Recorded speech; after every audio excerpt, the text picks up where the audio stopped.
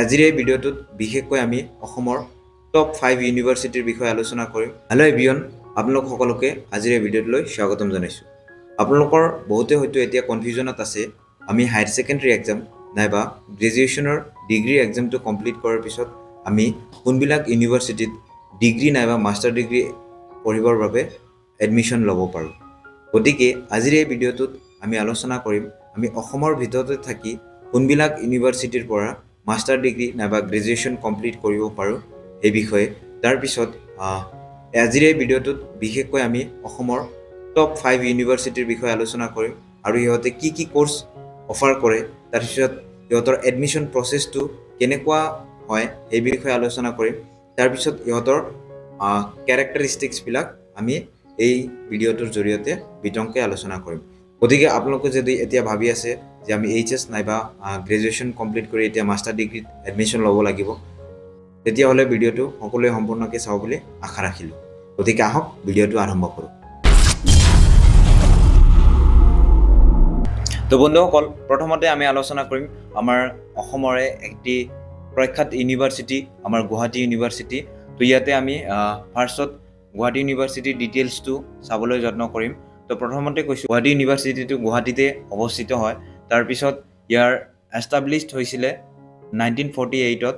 তাৰপিছত আৰু এইটো এটা ষ্টেট ইউনিভাৰ্চিটি হয় আৰু ই নন CUT-ৰ আণ্ডাৰত পৰে। এই ইউনিভাৰ্চিটিয়ে কি কি কোৰ্চ অফাৰ কৰে সেই বিষয়ে চাবলৈ যাওঁ, তেতিয়াহ'লে আমি চাব পাৰিম ইয়াতে BA, BSc এণ্ড BCom-ৰ এডমিশ্যন অফাৰ কৰিব। তাৰপিছত MA, MSc এণ্ড MCom-ৰ এডমিশ্যন অফাৰ কৰে। তাৰপিছত LLB, LLM, PhD আপোনালোকৰ আৰ্টছ, ছায়েন্স, ছ'চিয়েল ছায়েন্সত PhD অফাৰ কৰিব।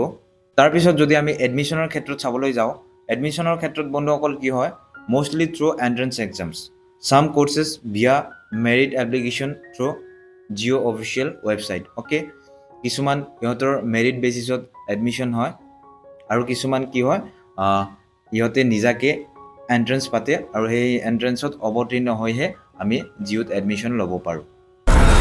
তাৰপিছত বন্ধুসকল আমি অসমৰ আন এটি প্ৰখ্যাত ইউনিভাৰ্চিটিৰ বিষয়ে আলোচনা কৰিম আৰু সেইটো হৈছে আমাৰ ডিব্ৰুগড় ইউনিভাৰ্চিটি। ডিব্ৰুগড় ইউনিভাৰ্চিটিৰ লোকেশ্যনটো হৈছে ডিব্ৰুগড়। তাৰপিছত এষ্টাব্লিছড হৈছিলে 1965-ত। তাৰপিছত এইটো এটা ষ্টেট ইউনিভাৰ্চিটি, ছেম গুৱাহাটী ইউনিভাৰ্চিটিৰ দৰে এইটো CUT-ৰ আণ্ডাৰত নাহে।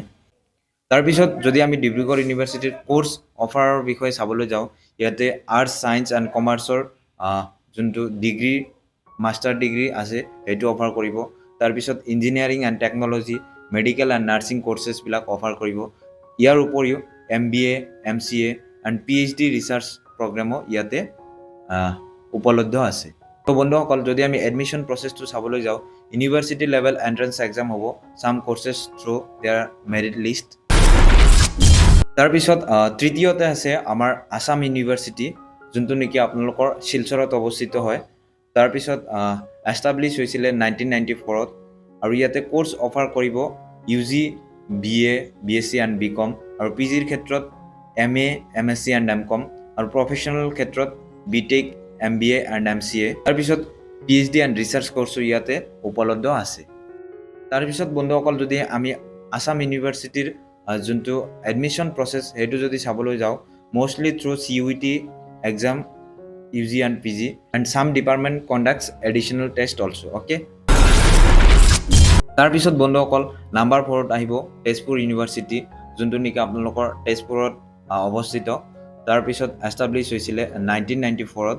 তাৰপিছত এইটো এটা চেণ্ট্ৰেল ইউনিভাৰ্চিটি হয় আৰু ইয়াতে কোৰ্চ অফাৰ কৰিব BTech, MTech, ছায়েন্স এণ্ড হিউমেনিটিছৰ ক্ষেত্ৰত।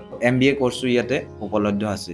তাৰ উপৰিও PhD এণ্ড এডভান্সড ৰিচাৰ্চ প্ৰগ্ৰামছো ইয়াতে উপলব্ধ আছে। তাৰপিছত বন্ধুসকল তেজপুৰ ইউনিভাৰ্চিটিৰ যোনটো এডমিশ্যন প্ৰচেছ সেইটো CUT এক্সামৰ জৰিয়তে হয়, বহুত UG এণ্ড PG কোৰ্চৰ ক্ষেত্ৰত।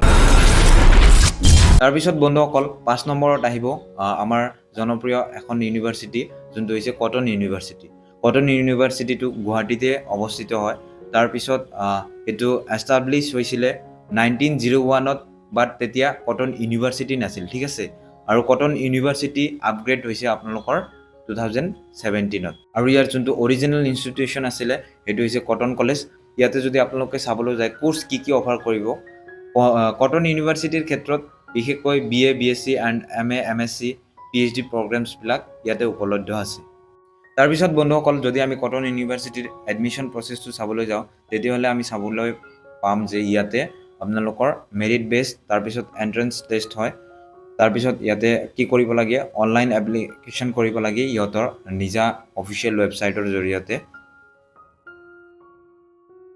আৰু আপোনালোকে ইয়াতে চাব কটন ইউনিভাৰ্চিটিৰ বৈশিষ্ট্য আমি কৈ শেষ কৰিব নোৱাৰোঁ তথাপি ইয়াতে কৈছোঁ one of the oldest academic legacies in Assam, excellent for arts, science and academic careers, strong discipline and academic culture. গতিকে বন্ধুসকল আজি এই ভিডিঅ'টোত অলৰেডি আমি অসমৰ ভিতৰত টপ 5 ইউনিভাৰ্চিটিজবিলাক ডিছকাছ কৰিলোঁ গতিকে আপোনালোকে যদি এতিয়া PG নাইবা UG কোৰ্চৰ কাৰণে এডমিশ্যন ল'ব বিচাৰিছে তেতিয়াহ'লে আপোনালোকে ইয়াৰ অফিচিয়েল ৱেবছাইটটো কাইণ্ডলি এবাৰ ভিজিট কৰিব সিহঁতে নিজা নিজা নটিচ বিভিন্ন সময়ত পাব্লিছ কৰি থাকিব তাৰ পিছতে আপোনালোকে এডমিশ্যন ল'ব পাৰিব গতিকে আজি এই ভিডিঅ'টো ইমানতে সামৰিছোঁ আহি আছোঁ নেক্সট ইনফৰ্মেটিভ ভিডিঅ'লৈ তাৰে আগতে কৈছোঁ যদি আপোনালোকে চেনেলটোত নতুনকৈ আহিছে তেতিয়াহ'লে কাইণ্ডলি আপোনালোকে চেনেলটো ছাবস্ক্ৰাইব কৰিব আৰু ভিডিঅ'টো পাৰিলে এটি লাইক এণ্ড শ্বেয়াৰ কৰিব ধন্যবাদ